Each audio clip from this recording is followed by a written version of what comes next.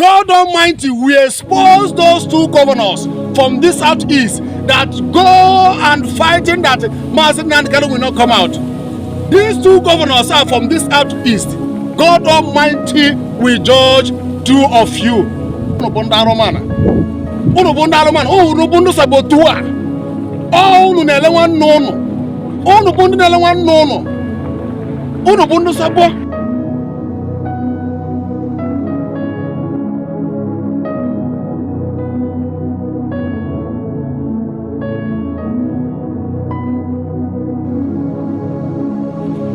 Governor Soludo, Governor Alex, Governor Hope Uzodimma, Governor Peter, Governor Francis. Listen to me, achọrọ m ịjụ unu ajụjụ. Kedu onye n'ime unu this southeast na-agba mgba ka Nnamdi Kanu ghara ịpụta? Ndị Igbo na-eme onwefe.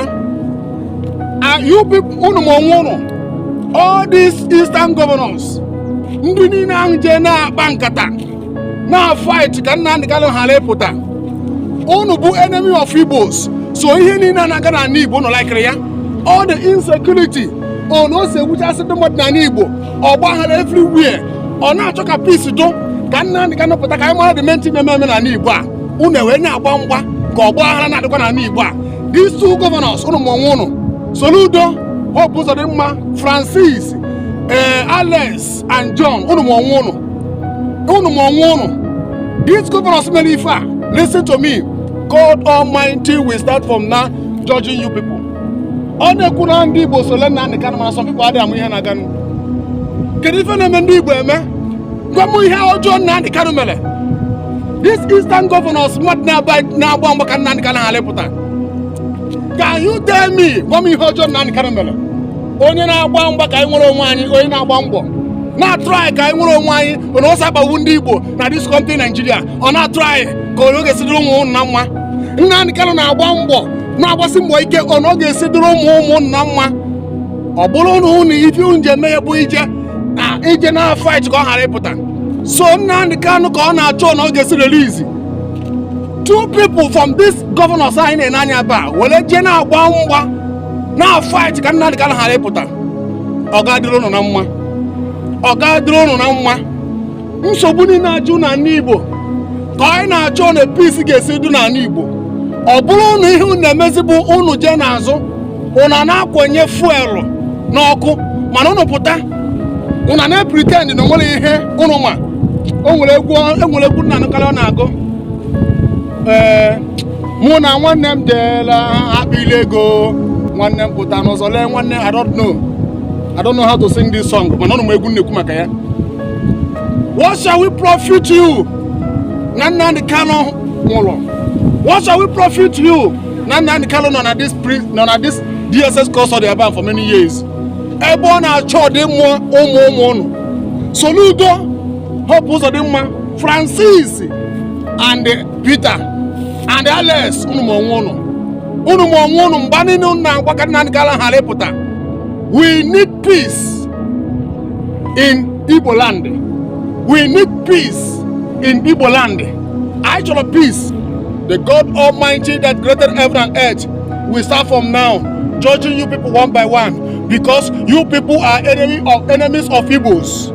Unu bụ ndị enemy ndị Igbo. Ndị Fulani ka unu mma, ndị Yoruba ka unu mma, ndị Hausa ka unu mma. So you people na-agba mgba ka Nnamdi Kanu ghara ịpụta ka ọgbaghara continue ọgba na Igbo. May God Almighty deliver Igbos from these saboteurs.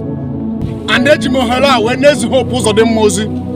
Governor Hope Uzodimma, this our brother Michael Obinna, onye anyị na-achị n'ala akụnụba n'ike n'Imo State.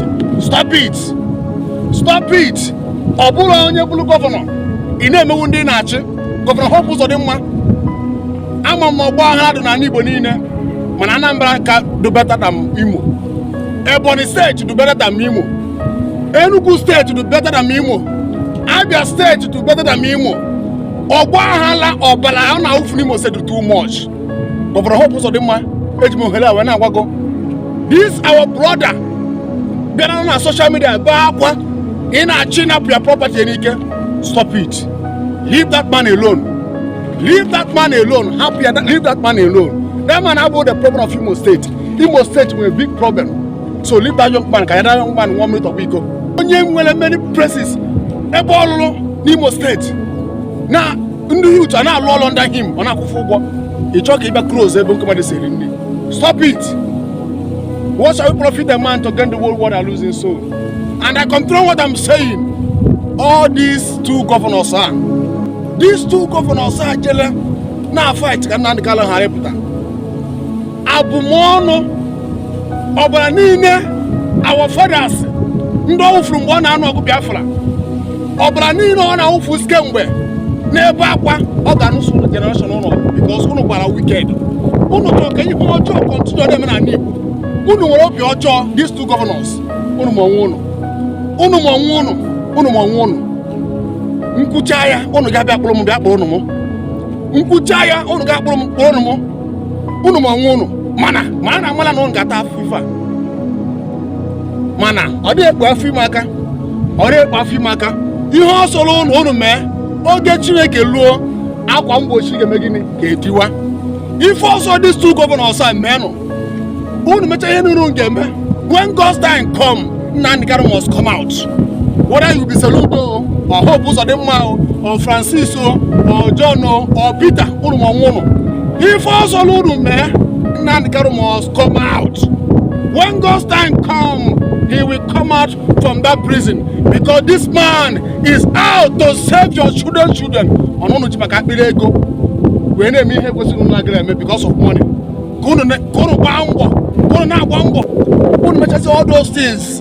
God will be the president of Nigeria. The president of Nigeria. God Almighty, the God that created heaven and earth, we judge these two governors from this southeast that working on the ground work that Nnamdi will not come out. God Almighty, we judge them one by one, wherever they are. Both the senators, both Ohanes and Igbo, anybody in this Igbo land that is trying his best, fighting that Mazi Nnamdi will not come out. God Almighty, that created heaven and earth, will judge that person because of money, because of money, because of position. Our fight.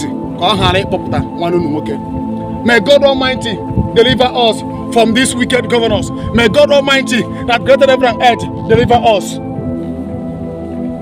Let there be peace in Igbo land. Let there be peace in Igbo land. Let there be peace. Obolana ufusa go too much. Let it stop. Obola kusizie. Obola kusizie or too much. And I really heard me yesterday. Onosu ufusi. Obola umunani no oba. Innocent people. One man na bang. That man was speaking. Or say, Nanduri nebela district kwandi Igbo. Ndị Igbo kere ihe anyị na-egbulu onwe anyị. Ndị Igbo kere ihe anyị na-egbulu onwe anyị. Ndị na-egbusikwa ya bụrụ ndị na-achị efi. Ndị na-egbu anyị agbusikwa ndị ugwu, agbusikwa ndị boko. Ndị Igbo, let there be peace in Igbo land and let there be peace in Oba. Let there be peace in Oba. Let there be peace. Because the group of these people na be fan Oba. Stop it. Akwa ọbara ụmụnnu ko na ofusi. Ọbara ndị Igbo ko na ofusi. What shall we profit the man to get the world and lose his soul? If I get little work, I will wago. Many families in the back yesterday and as we lose their lost one. And 100% of them Ndibo. Ndibo. Let there be peace. Thank you and God bless you as you listen to this message. Tag the Eastern governors. Tag them in this video. Thank you. Share this message. I'm still your brother, Evangelist Ebube Joseph Ezagoba. Shalom.